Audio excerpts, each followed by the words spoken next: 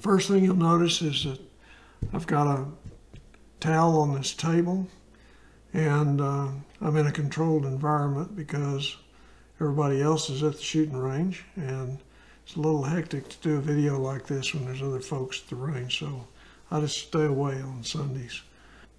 The assumptions here are that you've got a red dot mounted on your pistol, and the red dot diameter is 2 to 3 MOA, and you've got an aim point something like 4 to 6 MOA posted right above the target you're trying to hit to use as an aim point. That'll let you see the red dot outline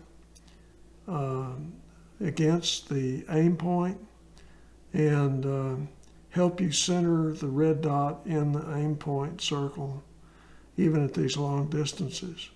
So that's the first consideration. I've never tried this with an 8 MOA red dot, for example, a defensive weapon type red dot. I've only used the 2 and 3 MOA red dots, and those work great.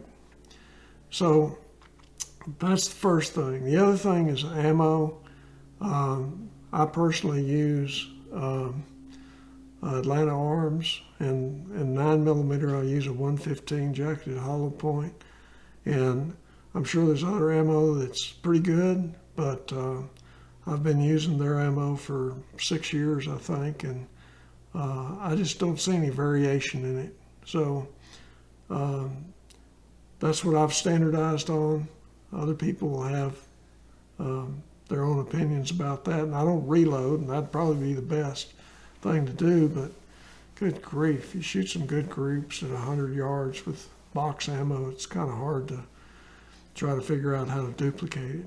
So I buy the ammo, and it's good. With a fixed table elevation, you've got several degrees of freedom on how to set up your support for your pistol.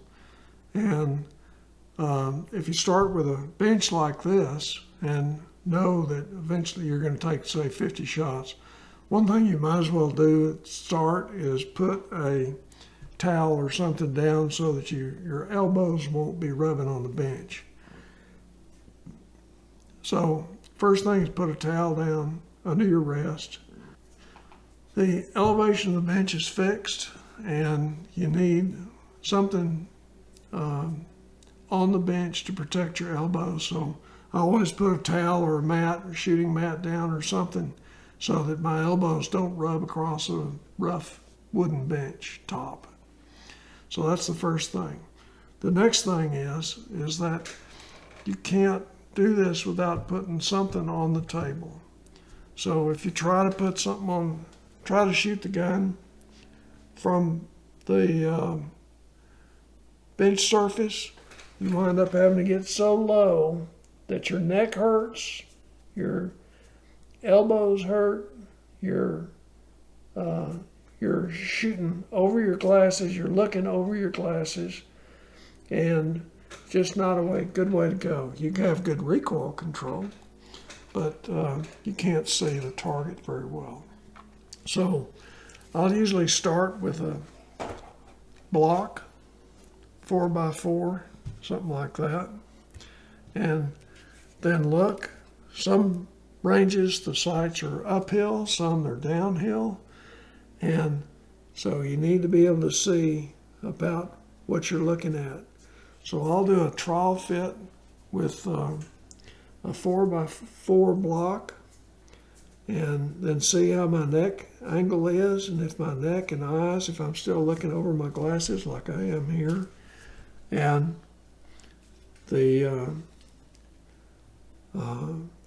typically what I'll need to do is go ahead and add another inch or two like that. And in this case, you can use the ammo box. Then I'll put a pad on it like that, just a soft cloth. And then that elevation, you may have to scoot up some too while you're doing it. That elevation may be about right. Then if your neck is comfortable with the seat height you've got, then you're done. But it's usually not. I'll show you what happens. If your seat's too low, you'll wind up sitting up too straight to be able to look at the sight. And so this one, if the seat's too high, I'll see if I can get this one up high enough. If your seat's too high, you'll wind up having to squint down and your angle will be wrong on your neck and you won't be able to see through your eye. Now, before you finalize it though, there's the other thing. I'm not putting this gun on the middle of that rest, and I'm keeping the gun off the rest, and that means that what I've really got is a wrist rest, which is right here. So I'm going to have the gun off the rest and not touching the rest, and that's an important consideration. The reason why is because I will need to be able to aim the gun without changing the tension, and I've got this seat up too high still. There, that's about right. I will need to be able to move the gun some to aim it with my wrists, and I don't want to change the tension in my fingers at all. I'll grip the gun tightly with two hands, but I don't want to have to fight the gun butt against the rest or anything like that in order to aim the gun at the aim point. So I will keep the gun off the rest. And it's easy with this little P10S. It's a little more of a chore with this big gun. This is a P10F, and I really have to get up on my wrists with the big gun to keep the gun off of this rest. And the gun is taller, so you might be able to do this with a P10F, for example, without adding much to the block. So this just has to be, you have to experiment some to see, but I don't want the gun touching the block. And in this case, it's just this wrist that's touching the block. And I've thought about making a block that will fit my wrist a little better so that I didn't have to use that cloth, and so that I could stack things. But the gun is plenty steady if you've got any contact between your forearm or your wrist and some stationary rest. It's plenty steady. And then the reason why I don't use a rest like one of the Caldwell polymer rests is because you wind up fighting the tail end and the front end and trying to adjust it, and then you can't ever get it perfect at 100 or 200 yards. So you wind up having to put pressure against the rest while you're trying to shoot. And when you change the tension in your fingers to somehow preload the gun so that you can get it on your aim point, then everything, you tend to move the gun more when you pull the trigger than you would if the gun was floating and you're able to shoot it just like you normally do for bullseye or unsupported. So keep the gun off of the rest. Big gun, you got to choke up more on the rest than you do on a little one, but you don't want the gun resting on anything that would cause you to put tension on it. If you could put the gun here like this, and then it's not aimed right, what do? You go up or down, or a little sideways, and it's not as steady, it's cantilevered out like that as it is if you've got it like this, in my opinion. Other people may have different results. I just don't know. So anyway, it's easier to fit the bench to you, and you have to add, you may have to add a couple of towels or something in the chair, or find a shorter chair. There's no telling what you'll have to do. But for example, I think I was shooting one box on top of a 4x4 when I shot the P10S the other day. And it worked great. I was right where I needed to be. My neck wasn't sore. It's great. So that's how it worked. But if it all changes if you're shooting uphill or downhill, you have to make some adjustments. But you've got to be comfortable when you sit down at that bench. You've got to be comfortable. You've got to be able to shoot 50 rounds without your elbows bleeding. There's lots of things you've got to be able to do. So I use a block. I put a soft pad on it. There's nothing rigid in this at all. And that's just the way I do it.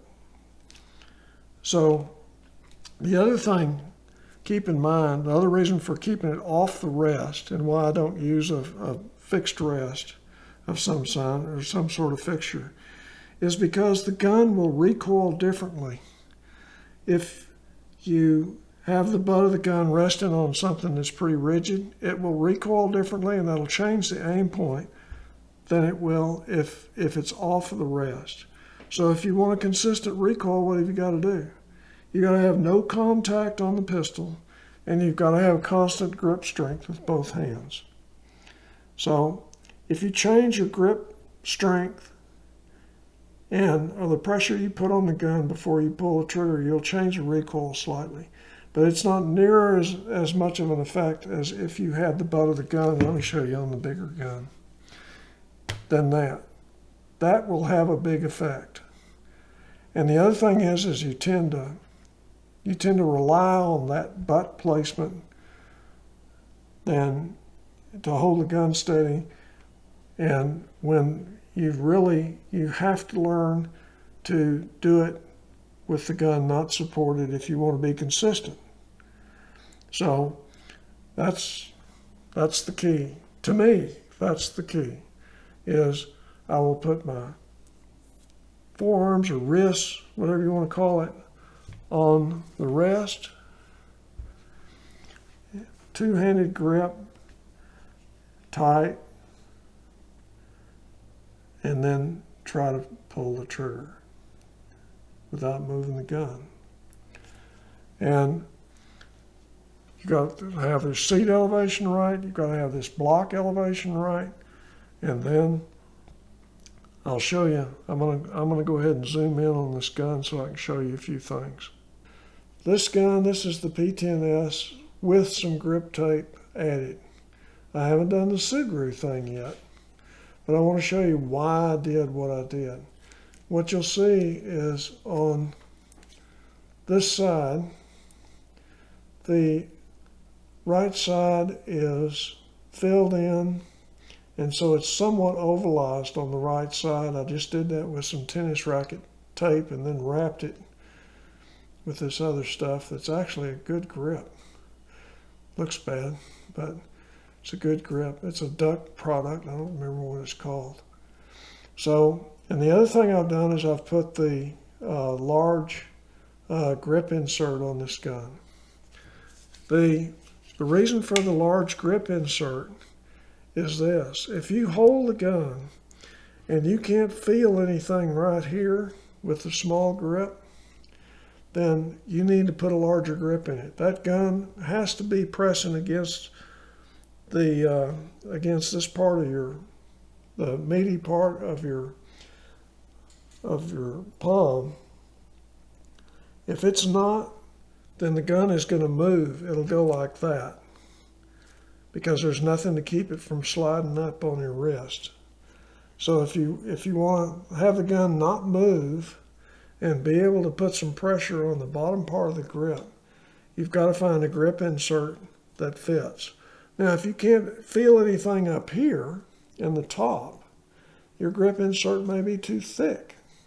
And you back off the grip insert until you get more contact up here.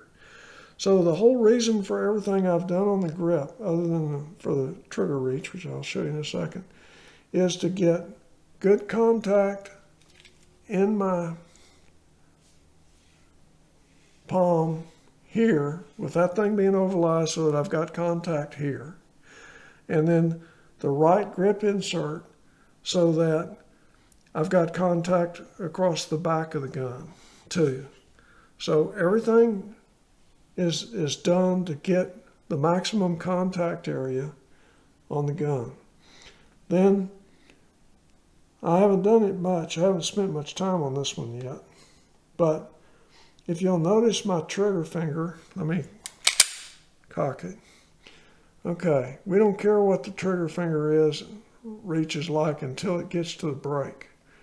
But my finger is pretty much perpendicular to the trigger travel, in other words, the barrel axis, so that when I get to the last little bit of trigger pull, I'm not pushing the gun to the left or pulling it to the right because my finger's not lined up on it. In other words, if the reach is too short, you'll wrap your gun, and you'll wrap your finger around the trigger and tend to pull it toward the right, which will make the gun move to the right as you move it the last little bit. If the reach is too long, then you'll push the gun to the left as you make the last little bit of trigger pull. So this one turns out it's about right, but what I do to adjust it is I'll fill in right here and on the back strap to increase the distance from the trigger to the back. And then I will add some right up here to move this knuckle out and take up some space. I can't do it in the camera. But if you move that knuckle out, it will shorten the reach. And this gun, and actually even the P10F, both fit pretty well. I had to make minimal changes compared to the P09 and P07s. So, and I say that, I haven't checked it, but this works great. Just like this, I think. Now, I haven't shot this gun at 200 yards again since I made these changes. I shot it before I made all these changes. But it was not comfortable to shoot this gun when I was doing the 200 yards last week. It was a pain, and it feels so much better now.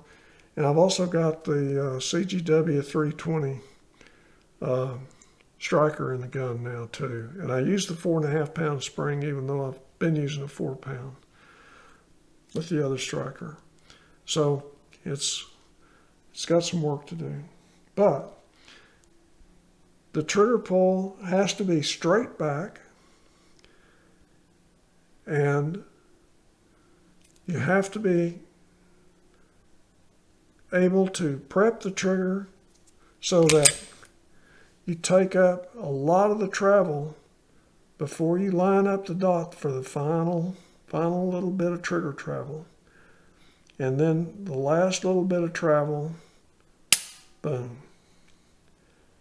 And if you do that without moving the gun, that's the secret. And you have the dot on the aim point, then you can shoot a pistol at 100 yards and shoot a pretty tight group. So that's what I've got.